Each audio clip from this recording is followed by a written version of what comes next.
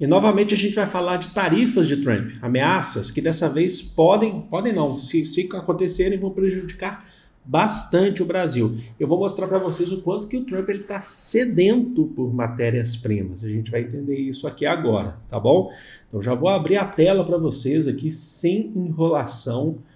É o seguinte, ele anunciou, tá para anunciar hoje, dia 10 de fevereiro, taxas sobre aço e alumínio de qualquer lugar do mundo.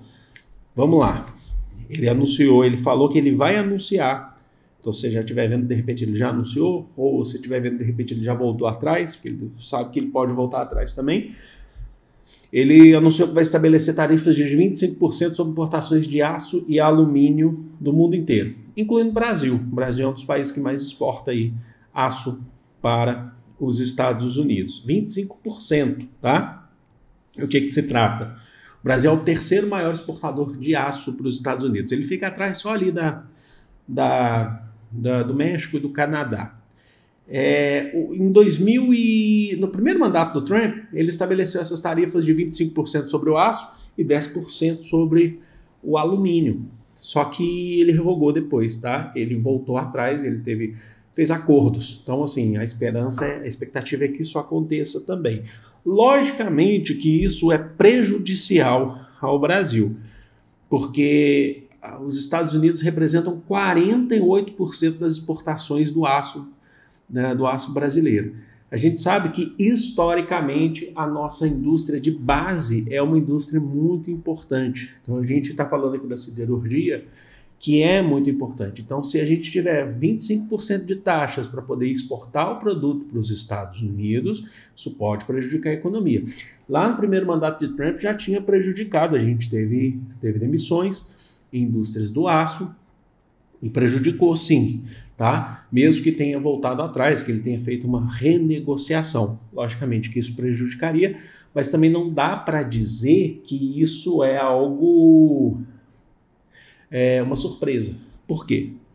Porque já desde a eleição de Trump já se falava sobre essas taxas sobre o aço e o alumínio. Agora não seria 25% no aço e 10% no alumínio, seria 25%, tá?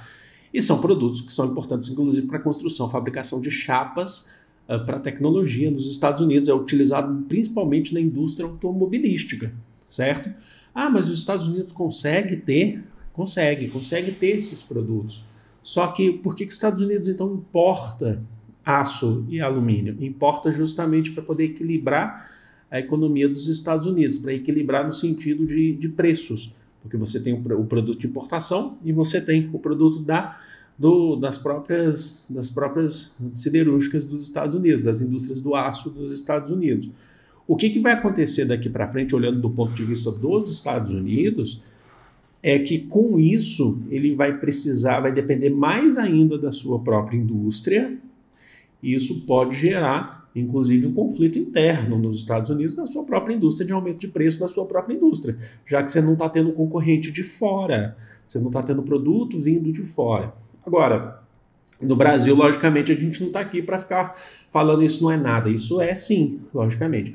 Isso não é de se comemorar, tá, para o Brasil. E a gente não está falando aqui de espectro político. Eu sei que tem gente aqui que comemora com espectro político. Mas perdas de parcerias, de relações comerciais importantes são ruins para todo mundo, certo? Então, por exemplo, você pode ter... Por que eu estou falando que a gente não está falando aqui do espectro político? Você pode ter cadeias de demissões, por exemplo, na indústria do aço. Então, você pensar, por exemplo, na região de Minas, a região do Vale do Aço, que você pode ter um processo de demissões lá. Ah, mas aí o trabalhador lá, de repente, estava lá comemorando que o Donald Trump... Não tem. O Donald Trump venceu as eleições. Pois é. Então você não tem que comemorar. A gente não está falando sobre o governo, quem que é ou quem que não é. A gente não está dentro do campo ideológico aqui, a gente está falando dentro do campo econômico comercial. Tá bom? Então esse é um ponto importante. Se bem que assim, muitos trabalhadores do Vale do Aço, eles são organizados, inclusive, né, sindicalmente, inclusive. É mais difícil você ter um movimento sindical muito forte no Vale do Aço. Então é muito difícil você ter o pessoal que apoia o Donald Trump. Mas falando de maneira geral aqui. Certo? Um outro ponto para mostrar para vocês que o Trump está muito atrás, mas muito atrás de matéria-prima, é que durante essa semana, já tem alguns dias, na verdade, ele fez ameaças à Ucrânia. Então, assim, durante essa semana, né, ele fez essas ameaças à Ucrânia. E quais são essas ameaças? Ele alegou que ele continuaria com apoio militar à Ucrânia, na guerra da Ucrânia contra a Rússia, se a Ucrânia fornecesse para os Estados Unidos metais de terras raras. São metais mais complicados de se encontrar, então você não tem fontes no mundo inteiro. A gente está falando, não todos eles, mas o ferro de boa qualidade, o manganês, o lítio, o titânio, entre outros. Para que seriam esses metais? Esses metais, vamos lá, a maior exportadora desses metais é a China. Aí você já entendeu tudo. Você já compreendeu do que a gente está falando. A China representa mundialmente aí mais de 70% da exportação desses metais especificamente. O domínio, né? Então, quando o Trump ele fala isso, ele está querendo o quê? Ele está querendo fugir da dependência do mercado chinês, já que a China está com os Estados Unidos também retrucando as suas tarifas, né? O Trump, inclusive, avisou aí esses dias aí que vai fazer também, vai taxar mais ainda, vai dar o troco em países que estão taxando ele.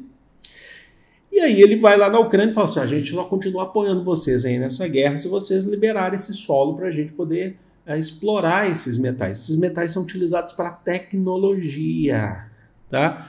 Tecnologia de ponta dos Estados Unidos. Por quê? Para ele o objetivo é ficar menos dependente do que vem da China. Lembra daquela história dos condutores e semicondutores? Pois é, ele está tentando sair desse pedaço.